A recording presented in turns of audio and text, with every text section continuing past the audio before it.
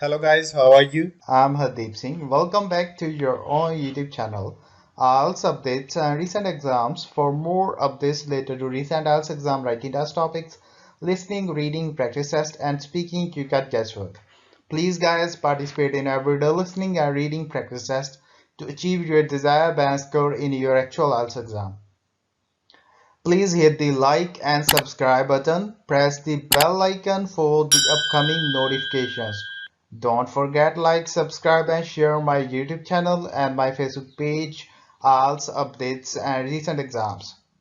Section 1. You will hear two colleagues, Marcus and Ella, discussing details about the coming office party.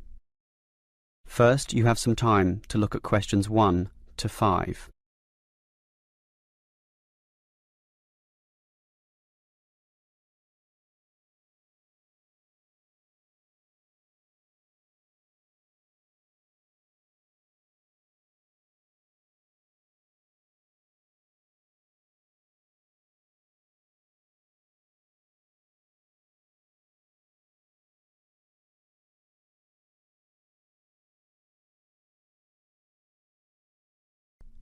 Now we shall begin.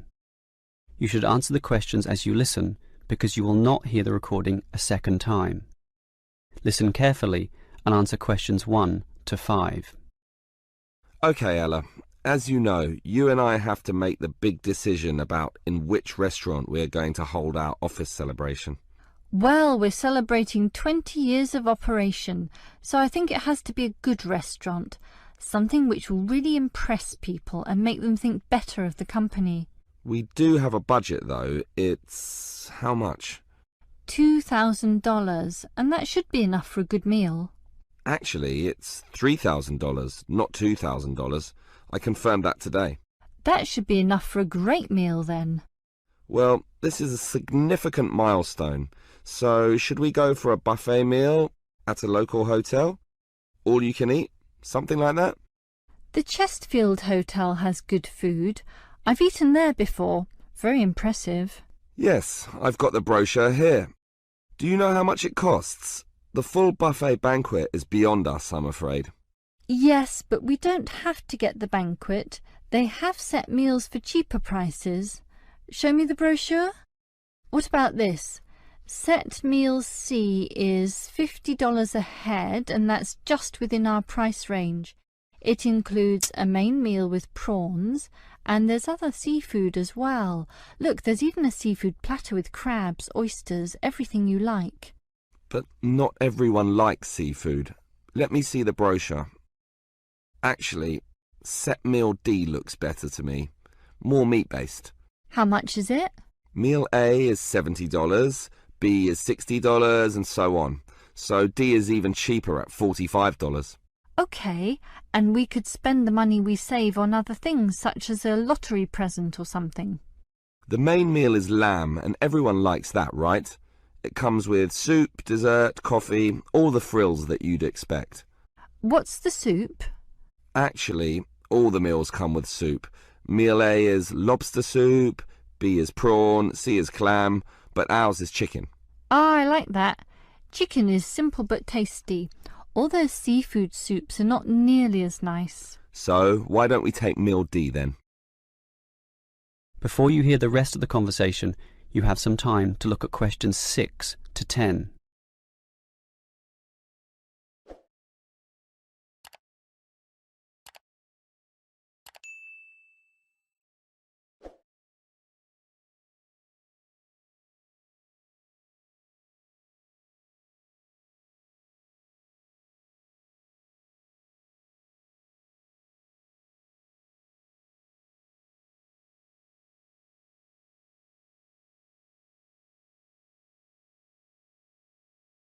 Now listen and answer questions 6 to 10. All right, we've picked the restaurant and meal for this celebration, so that just leaves the time and date to be decided. We need to do it soon. This month is the 20th anniversary, so what about the 14th? 14th? But wouldn't it be better to do it after the end of quarter reports are handed in? That way everyone will feel more relaxed. That's the 18th, after the middle of the month. Good thinking. That's why you're the office manager and I'm not. And that leaves the starting time. After work, but not too late, right? Well, any time is fine, I should think. 7 p.m, 7:30, 8 p.m. Does it really matter? Not too late, though. 8 p.m. is too late. 7 p.m. might be too early for those submitting the end-of-day accounts. Split the difference then, take the middle time. That will please everyone. Sounds fine by me. Let's do that then. Now, that leaves the minor details, you know, about clothes and what to bring and... Clothes? Isn't this an informal event? Yes, but it is an anniversary and we don't want people in jeans and jogging shoes. We don't necessarily want formal dress either. I agree. Formal is too, well, formal. Smart casual is better. Let's just say smart casual, okay? Okay. And should we allow smoking? Isn't that the hotel's decision? Do they allow smoking? They do, in designated areas, well away from the eating tables. Personally, I hate smoking and would like to ban it completely from this function, but to be reasonable, I think we can just follow the hotel's policy. If they allow it, so can we. Okay, that sounds fine. That just leaves... Whether the guests should bring anything with them? I think it would be a nice idea if everyone bought a... Let me guess, a card, right? A getting to know you card. No, a present, a small present, of course, to be put into a large box, and then everyone can reach inside and pull out something. A lucky dip. That should be a good laugh, don't you think? Great idea. That is the end of section 1. You now have half a minute to check your answers.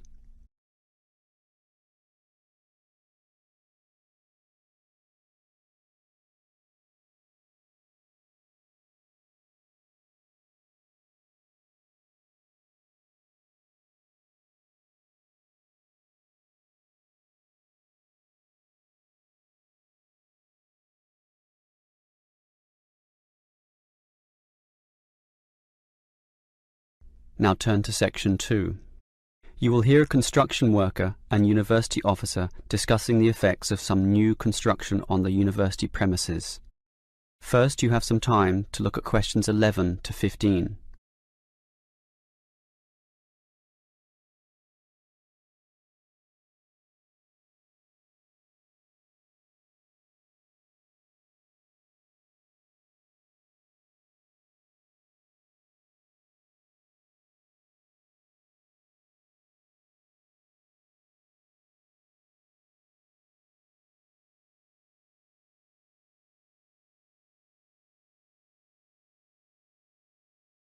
Now listen carefully and answer questions 11 to 15. Hello, Helen, is it? Yes, that's right. And let me begin by saying that your construction is already causing considerable disturbance to our student body. I'm afraid we have deadlines to meet, but you did ask for a timetable.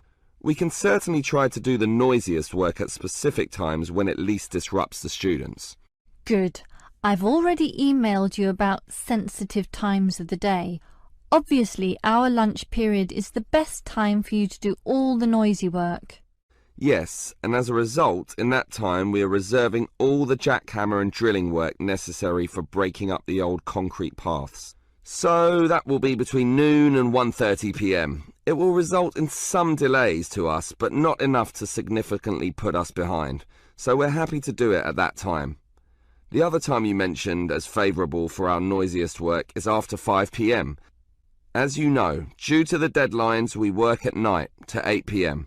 Yes, I see the lights at night when I walk to my car. Well, we can similarly put most of the digging of earth, or in other words the excavation, to that time. And that work is certainly noisy due to the engines of the earth-moving vehicles. Inevitably, of course, there must be some noise during the day, and I think that the best we can do is concentrate it at one specific time so that at least you can anticipate it.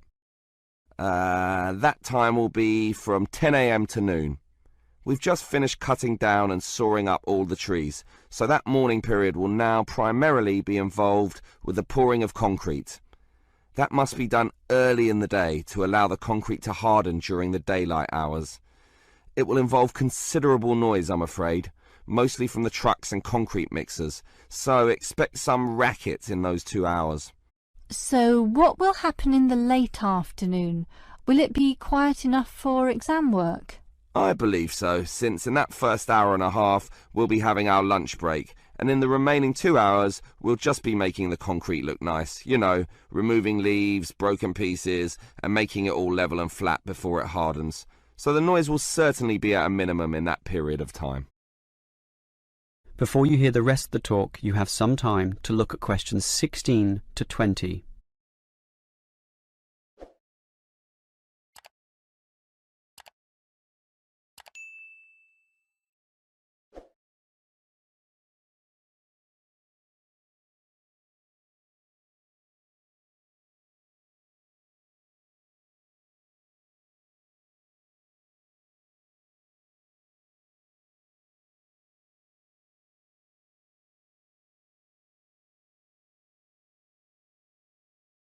Now listen and answer questions 16 to 20. Well, it's good to know this construction activity won't disturb us too much, and I trust it's all worth it. Perhaps you can tell me how this new plaza will look when it's all finished. Can you give me some idea of the final appearance? Oh, it's going to look very nice. For a start, right now we've just got concrete paths, and as you can see, we're breaking that up and removing it, and soon we'll be laying polished stone. Really? Stone? And polished too? Yes, it will look very good, nice and shiny, giving a touch of class. The university is certainly spending some money on this. I guess it will be the showcase plaza, especially with a fountain as well in the front corner. And there'll be shops too at the back in that other corner area. Right now it's just empty space, but soon you'll be able to buy things there, not just from one shop either, but many. I suppose that will help the university draw some income as well. And see that long narrow part on the left-hand side? We had planned to put seating there, but we soon realised that wasn't such a good idea. We thought about a coffee shop, but finally decided that it would be better to have a garden, since there's so much natural sunlight around that area, so that's what we're doing. It should look very nice indeed, particularly when it grows a bit. And after some thought, it was decided to put the seating in the centre of the plaza, since being right in the middle allows everyone to be seen, and everyone to see everything, creating a very fun atmosphere. Along those same lines, that is, in order to create a better atmosphere, we're changing the facade of the buildings facing into the plaza. Right now there's nothing there, just walls without any ornamentation. We thought that we could either paint them with interesting pictures, perhaps with modern art or that sort of thing, but then decided to simply hang plants there, in keeping with the natural look of the place. Well, keep up the good work. I'm sure it's going to look wonderful when it's all finished. That is the end of section 2. You now have half a minute to check your answers.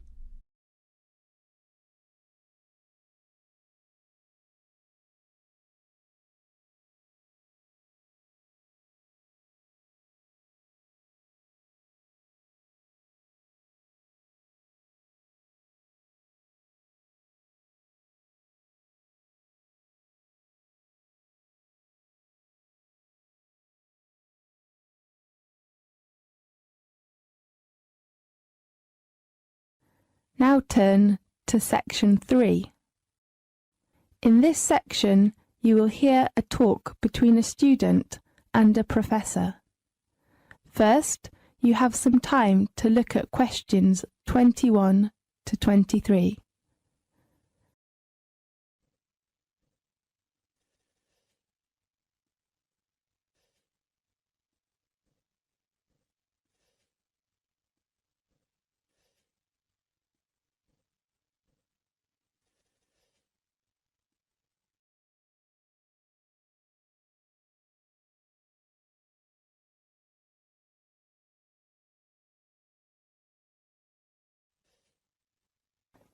Now listen carefully and answer questions 21 to 23. Good afternoon, Professor George. Good afternoon, Harper. Let's talk about your essay draft, okay? Yes. Actually, Professor George, I just decided to change my essay topic to energy crisis. Oh, I don't think you need to change the topic. You know, environmental protection is much better than that one. Oh, really? I'm glad to hear that. In your mind, that's a good work? Yes, I think so, but there is still lots of work that needs to be done. Oh, yes, of course. I'm just very anxious to hear what you think of it. Well, the first one. Which research methods will you take? I'd like to use a questionnaire. I don't think that's a good choice. Why? Because you will have lots of research data to check. That will be a huge work. Yeah, I think you're right. How about an interview? OK, I will think about it. Professor George, I think I have a problem with the timetable. You mean the deadline? Yes, I'm afraid I can't hand in my work before the essay deadline. Why? You know, I have to spend a lot of time on my part-time job. Harper, I don't think you've given me a good reason. You know, I can't postpone your deadline, except if you get an illness. But Professor George, This is our rule. I hope you can cope well with your timetable, okay? OK. Now look at questions 24 to 30.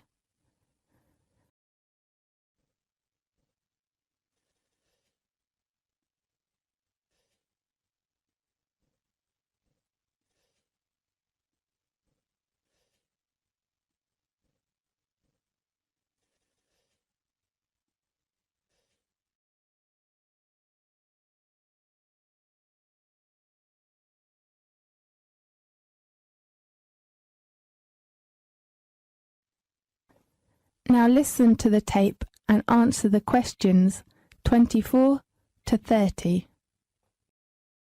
Harper, generally speaking, your essay is good work, but I'm worried about some parts.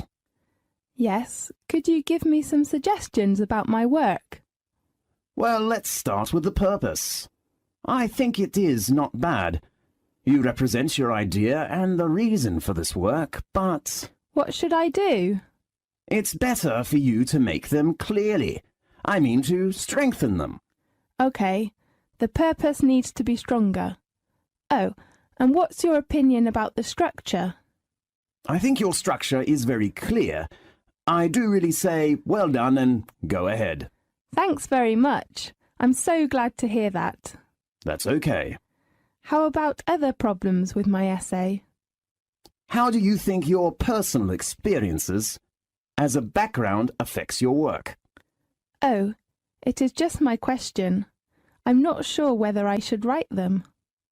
I can see why you put it here, but it really isn't relevant to your arguments. My advice on this is that you take them out. I think you're right.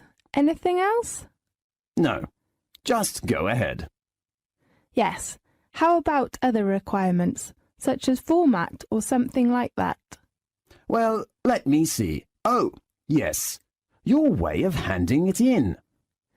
I heard we must send our essays to you by email. Is that right? Yes, that's right. Before your deadline, let me check. It is, here. It is on Friday, the 30th of October. Right. I will hand in my essay on time. Good. And you have to print your work by laser printer. Why? We will store all of our students' work, so good quality is very important. OK. Oh, Professor George, should I do the proofreading before handing in my essay? Yes, proofreading is necessary. You should check your grammar or spelling or format before handing in your work. OK. And your references. You must make your references clearly, and that's very important. OK, I know. Thanks very much for your help, Professor George. A pleasure. How about your presentation? This is the end of section 3. You now have half a minute to check your answers.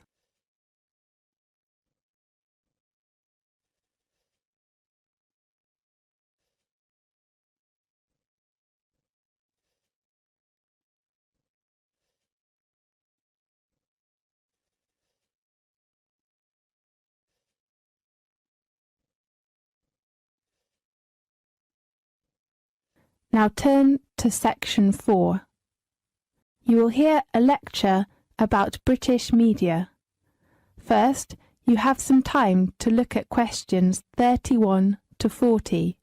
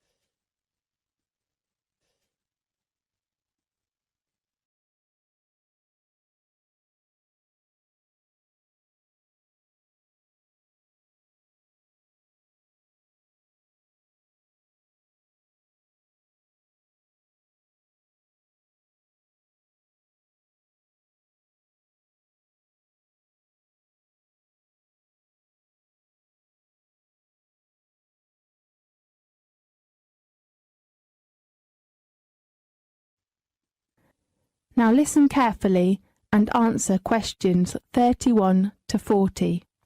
The United Kingdom has one of the world's oldest established newspaper industries. In the late 18th and early 19th century, as the British economy began to industrialise, as literacy levels rose through the introduction of mass education, more and more newspapers began to appear. The Times, which first appeared in 1785, is the United Kingdom's oldest daily newspaper, while the Observer, which is still published every Sunday, began publishing in 1791, making it the world's oldest national newspaper. The different main British newspapers, the Times, the Observer, the Guardian, still suggest that the function of the paper is to offer the electorate objective reports about what is happening in the country. The function of supervising the government is one of the reasons why a free press is considered so important to the functioning of parliamentary democracy. Besides politicians, businessmen paid more attention to the power of the press. They used press to push their products and services to potential customers. So, the advertising business was born.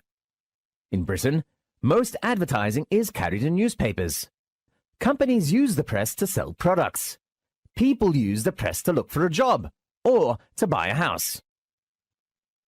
All the British media must follow advertising codes, which ensure that advertisements are legal, honest, and truthful, have a sense of responsibility for consumer and society, and respect the principles of fair competition. British newspaper culture is unusual in the extent to which class and educational differences are reflected in the newspapers people read. In other developed countries like Japan and the United States, newspaper reading is a habit of mainly middle class. However, in Britain, the lower classes are also regular readers. There are more than 1,500 different newspapers which cater for a wide range of political to educational views. Britain has one of the highest levels of newspaper sales per head of population in the world. Although most newspapers are financially independent of political parties, they also express some political views.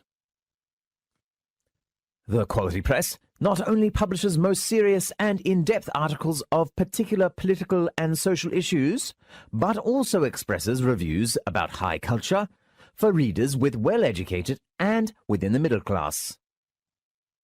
The most left-wing of these newspapers is The Guardian. You will often hear people on TV or in daily life refer to Guardian readers. This is a kind of shorthand to suggest someone who is left-wing and liberal in their politics, and interested in society and social issues, such as will be soft on crime or quite feminist and interested in green politics.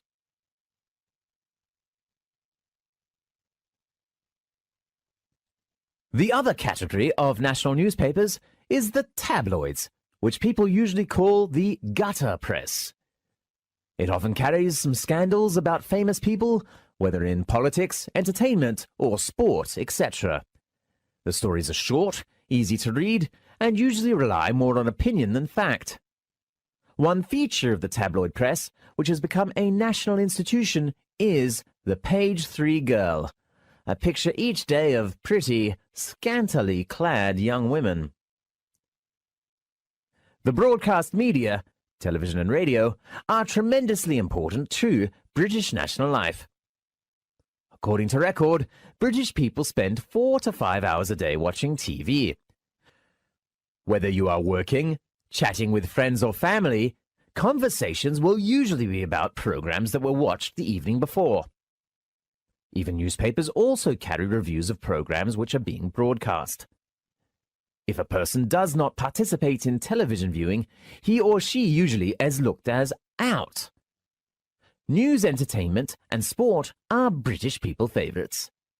However, drama, comedy, and game programs fall in and out of favour. British has 2 long-running soap operas.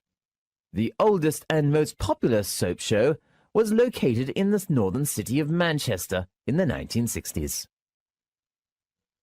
Compared with American soap operas, British soaps present gritty and realistic accounts of the everyday life of Britons. They are of very high quality and are popular abroad, whether in New Zealand or Canada. You can keep up with your favourite characters. Daily news and weather forecasts are also popular viewing. British newscasts are famous for the quality of their reporting. While there are many channels for audiences, so an interesting phenomenon appears. During particularly popular programs, the national utility companies have to make special preparations because during commercial breaks, a surge of demand for electricity is created when millions of British viewers rush out of the sitting room to make a cup of tea. The British Broadcasting Corporation, more familiarly known as the BBC or even the Beep, is Britain's main public service broadcaster. It began in 1927 as a public service radio station, and later moved into TV. The BBC has 2 channels. BBC One specialises in shows with broad appeal, such as sport, entertainment, drama, kids shows and current affairs.